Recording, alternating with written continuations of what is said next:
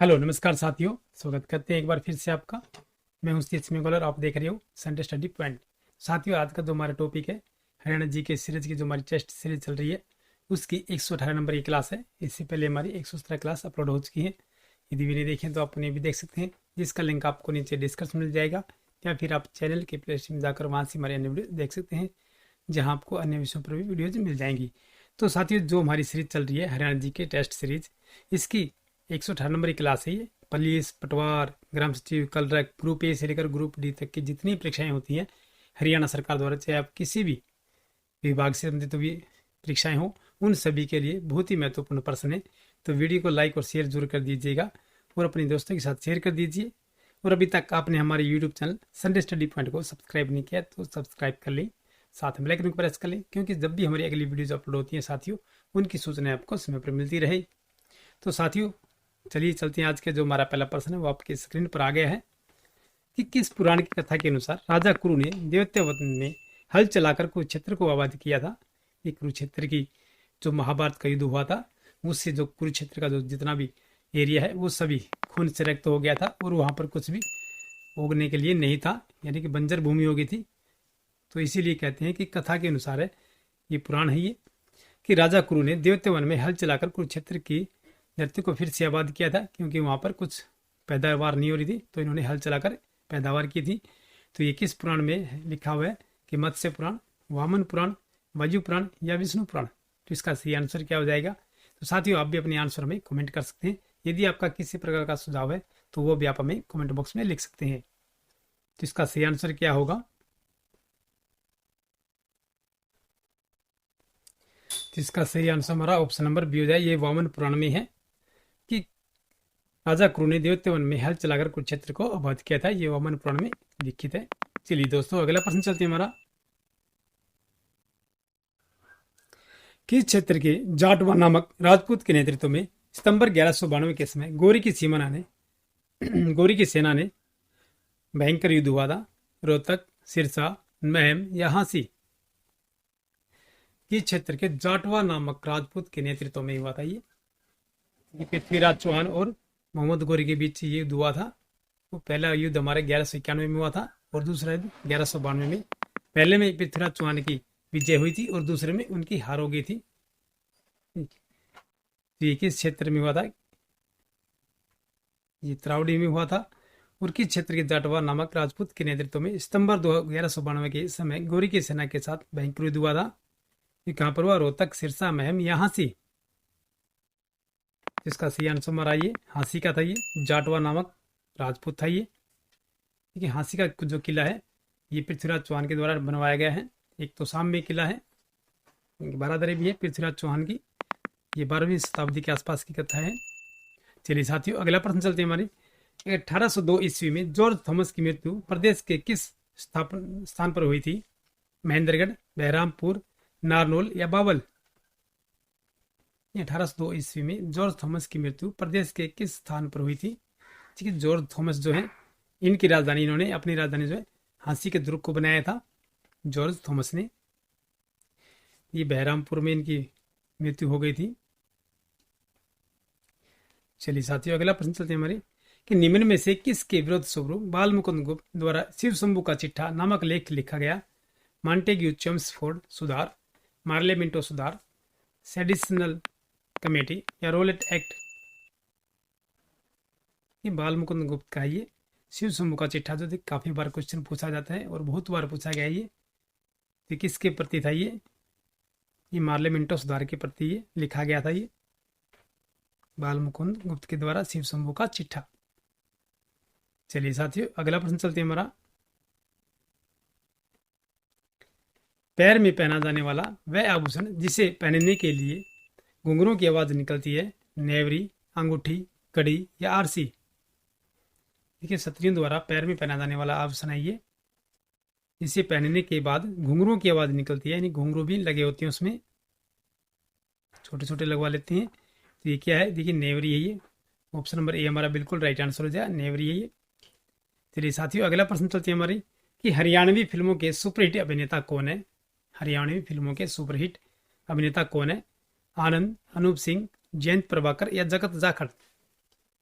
ये जगत जाखड़ जी हैं। ये हरियाणवी फिल्मों के सुपरहिट हीरो हैं। चलिए दोस्तों, अगला प्रश्न चलते हैं हमारी। हरियाणा में किसके जन्म दिवस पर वर्ष 2000 में कृषक उपहार योजना शुरू की गई? महात्मा गांधी, पंडित जवाहरलाल नेहरू, इंदिरा गांधी या चौधरी चरण सिंह? ये हरियाणा में किसके जन्म दिवस पर वर्ष 2000 में कृषक उपहार योजना शुरू की गई थी? ये महात्मा गांधी के। ऑप्शन नंबर ए हमारा बिल्कुल सही आंसर हो जाएगा। चलिए दोस्तों, अगला प्रश्न चलते हैं हमारे। गोरखपुर गांव के पास किस प्रकार का ऊर्जा संयंत्र लगाया गया है? सौर ऊर्जा, पवन ऊर्जा, नाभिकीय ऊर्जा, ये सभी? ये गोरखपुर गांव जो है ये फतेहाबाद जिले के अंतर्गत आता है। पहले हिसार के था, अब फतेहाबाद अलग जिला बनाया गया है। ये नाभिकीय ऊर्जा है ये। ऑप्शन नंबर सी हमारा बिल्कुल राइट आंसर हो जाएगा। गन्नौर, कुंडली एवं राई किस जिले के प्रमुख औद्योगिक स्थल हैं? सोनीपत, कैथल, फरीदाबाद या गुड़गांव? गन्नौर, कुंडली एवं राई किस जिले के प्रमुख औद्योगिक स्थल हैं? ये सोनीपत की हैं। ऑप्शन नंबर ए हमारा बिल्कुल सही आंसर हो जाएगा। अगला प्रश्न हमारा साथियों, कि सूरजपुर किस उद्योग हेतु प्रसिद्ध है? ये सूरजपुर जो है किस उद्योग के लिए प्रसिद्ध है? ये सीमेंट उद्योग, कृषि यंत्र उद्योग, चमड़ा उद्योग या सैनिटरी उद्योग? तो सही आंसर क्या रहेगा? सूरजपुर किस उद्योग हेतु प्रसिद्ध है? ये सीमेंट उद्योग के लिए है। ऑप्शन नंबर ए हमारा बिल्कुल राइट आंसर हो जाएगा।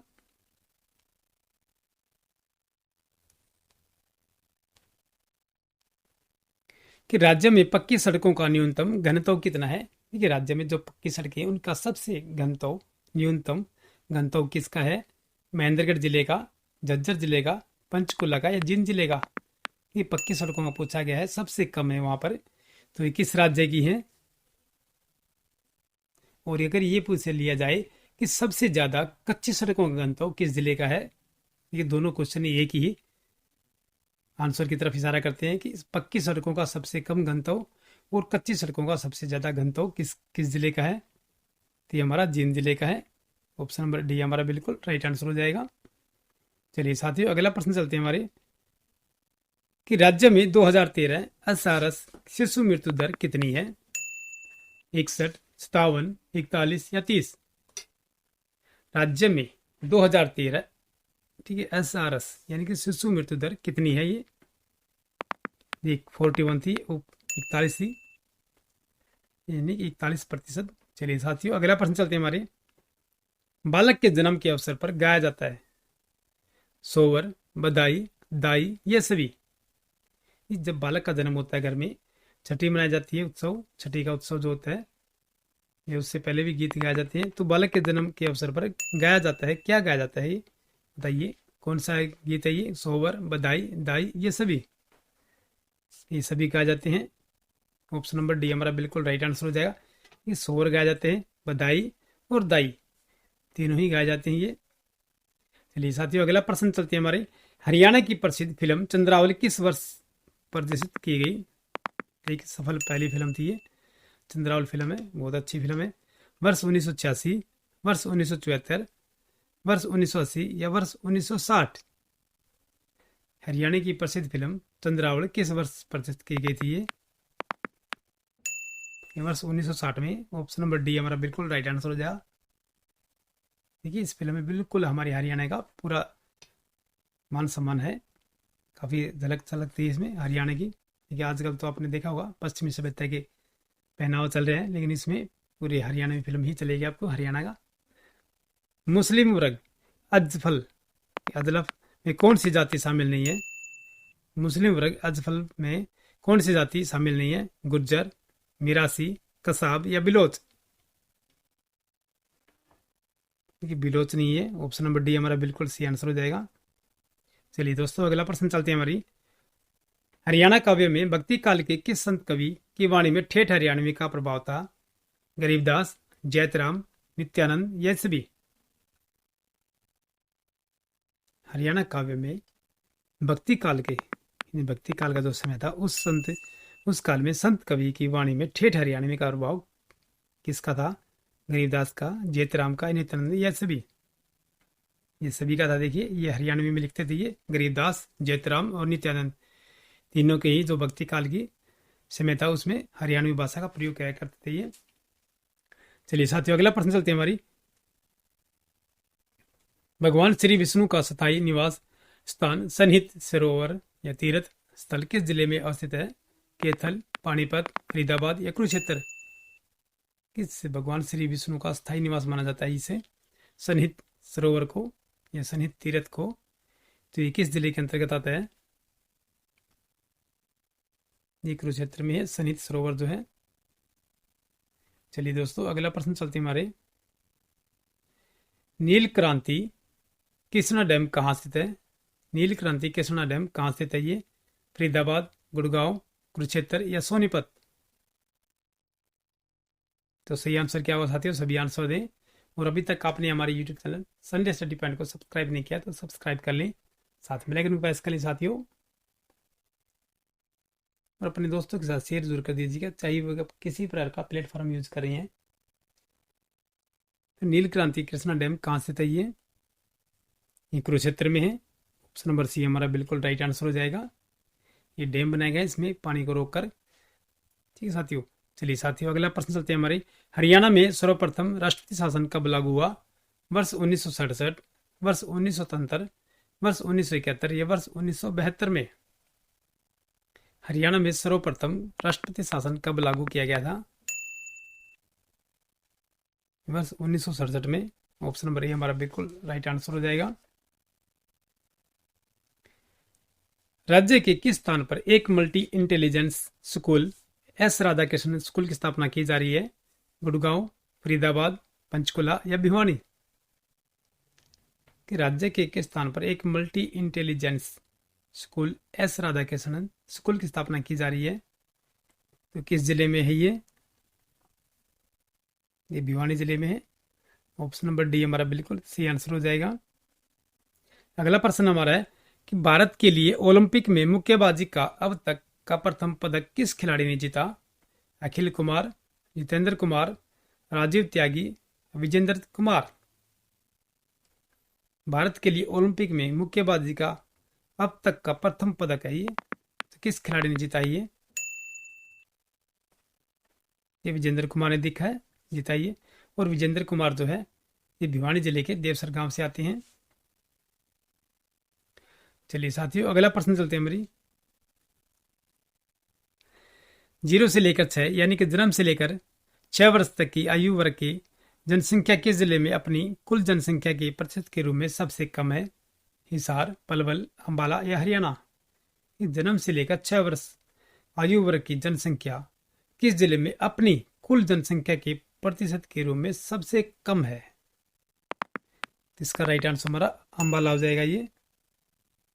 देखिए जितनी जनसंख्या इसकी पुरुष और महिलाएं के, तो उसमें जितने बच्चे हैं 6 वर्ष तक के उनसे कम है ये। राज्य में खगोल विज्ञान को लोकप्रिय बनाने एवं इसकी जानकारी बढ़ाने हेतु किस स्थान पर अंतरिक्ष यात्री कल्पना चावला की याद में तारामंडल की स्थापना की गई है? करनाल, गुड़गांव, कुरुक्षेत्र या फरीदाबाद? राज्य में खगोल विज्ञान, देखिए खगोल विज्ञान वो होता है जो हम पृथ्वी से बाहर की जो उसकी जानकारी करते हैं, हम शोध करते हैं। ठीक है, इसे खगोल विज्ञान कहते हैं। जैसे आकाश हो गए, तारे हो गए, पिंड हो गए, उपग्रह हमारे, उनके विषय में जानकारी लेने के लिए। तो लोकप्रिय बनाने एवं इसकी जानकारी बढ़ाने हेतु किस स्थान पर अंतरिक्ष यात्री कल्पना चावला की याद में तारामंडल की स्थापना की गई है? ये कुरुक्षेत्र में की गई है। ये कुरुक्षेत्र से और कैथल के बीच, ठीक है ना, इसे जो कुरुक्षेत्र और कैथल का जो सड़क है उस पर बनाया गया ये। और ये करनाल की रहने वाली थी, और इनकी जब ये वापस आ रही थी अंतरिक्ष से तो इनकी मृत्यु हो गई। प्रधानमंत्री जीवन ज्योति बीमा योजना की शुरुआत कब हुई? 5 मई 2015, 6 मई 2015, 7 मई 2015 या 8 मई 2015? प्रधानमंत्री जीवन ज्योति बीमा योजना की शुरुआत कब की गई है? 8 मई 2015 को शुरुआत की गई थी प्रधानमंत्री जीवन ज्योति बीमा योजना। चलिए साथियों अगला प्रश्न हमारा है कि हरियाणा का प्रथम उद्यान विज्ञान विश्वविद्यालय किस जिले में स्थापित किया गया है? ये हरियाणा का प्रथम है ये, यानी कि पहला है उद्यान विज्ञान विश्वविद्यालय। तो कहाँ पर स्थापित किया गया ये? पानीपत, कैथल, कुरुक्षेत्र या करनाल? हरियाणा का प्रथम उद्यान विज्ञान विश्वविद्यालय किस जिले में स्थापित किया गया है? ये करनाल में है, जिसे हम सीएम सिटी कहते हैं। जनसंख्या की दृष्टि से राज्यों एवं केंद्र शासित प्रदेशों में हरियाणा का कौन सा स्थान है? 18वां, 19वां, 20वां, 21वां? जनसंख्या की दृष्टि से पूछा गया है, राज्यों एवं केंद्र शासित प्रदेशों में हरियाणा का कौन सा स्थान है? ये 18वां स्थान आता है हमारा जनसंख्या की दृष्टि से। अगला प्रश्न हमारा है कि हरियाणा में सर्वाधिक अनुसूचित जातियों की साक्षरता वाला जिला कौन सा है? ठीक है, अनुसूचित जातियां यानी कि एससी यानी कि शेड्यूल्ड कास्ट की साक्षरता वाला जिला कौन सा है? महेंद्रगढ़, झज्जर, रेवाड़ी या फतेहाबाद? हरियाणा में सर्वाधिक अनुसूचित जातियों की साक्षरता वाला जिला कौन सा है? ये रेवाड़ी है। ऑप्शन नंबर सी हमारा बिल्कुल राइट आंसर हो जाएगा। रेवाड़ी जिले में सबसे ज्यादा साक्षरता वाला जिला ये अनुसूचित जातियों के। सफेदों का प्राचीन नाम क्या था? लोकदार, पुंडरीक, रामहेय या सर्प देवी? ये सफेदों का जो है प्राचीन नाम क्या था? ये सर्प देवी था। ऑप्शन नंबर डी हमारा बिल्कुल सी आंसर है। सफेदों का जो प्राचीन नाम है सर्प देवी था। अगला प्रश्न हमारा, यमुना नदी के समीप एक भव्यतम स्तूप का निर्माण किसने करवाया था? यमुना नदी जो हमारी उसके नजदीक है ये भव्यतम स्तूप का निर्माण करवाया। स्तूप देखिए बौद्धकालीन स्तूप होते हैं, ठीक है, इसके अलावा कोई स्तूप नहीं बनाए जाते। ये बौद्धों के द्वारा ही बनवाए गए या किसी भी राजा ने बनवाया हो, ये बौद्ध के अंतर्गत आते हैं। अशोक, अलाउद्दीन खिलजी, पृथ्वीराज चौहान या चंद्रगुप्त मौर्य? देखिए सबसे ज्यादा स्तूप किसने बनवाए थे? अशोक ने बनवाए थे। और हरियाणा में अशोक के द्वारा बनवाए गए ही अभिलेख मिलते हैं जो बौद्ध कालीन जो 6वीं शताब्दी के आसपास की जो होती है, ठीक है, इसमें अशोक का काल था। चलिए दोस्तों अगला प्रश्न चलते हैं हमारे कि सन 1191 में हुए तरावड़ी के प्रथम युद्ध में किसकी विजय हुई? मैंने ऊपर बताया था आपको कि 2 युद्ध हुए थे तराइन में या तरावड़ी में, 1191 और 1192 में, जो पृथ्वीराज चौहान और मोहम्मद गौरी के बीच हुए थे। पहले युद्ध में पृथ्वीराज चौहान की विजय हुई थी और दूसरे में पृथ्वीराज की हार हो गई थी और मोहम्मद गौरी ने उन्हें मृत्युदंड दे दिया था, लेकिन पृथ्वीराज चौहान ने उन्हें जीवन दान दे दिया था। तो सन 1191 में हुए तरावड़ी के प्रथम युद्ध में किसकी विजय हुई थी? अभी आपको पता ही चल गया कि पृथ्वीराज चौहान की हुई थी, विजय हुई थी। ये ऑप्शन नंबर ए हमारा बिल्कुल सही आंसर हो जाएगा और इस मोहम्मद गौरी की हार हो गई थी। तो साथियों ये हमारे 30 क्वेश्चन थे जो आपकी परीक्षा के लिए बहुत ही महत्वपूर्ण है। तो वीडियो को लाइक और शेयर जरूर कर दीजिएगा और अभी तक आपने हमारे YouTube channel Sunday study point को सब्सक्राइब नहीं किया तो सब्सक्राइब कर लें, साथ में बेल आइकन पर प्रेस कर लें। साथियों फिर मिलते हैं नेक्स्ट वीडियो में, तब तक के लिए जय हिंद।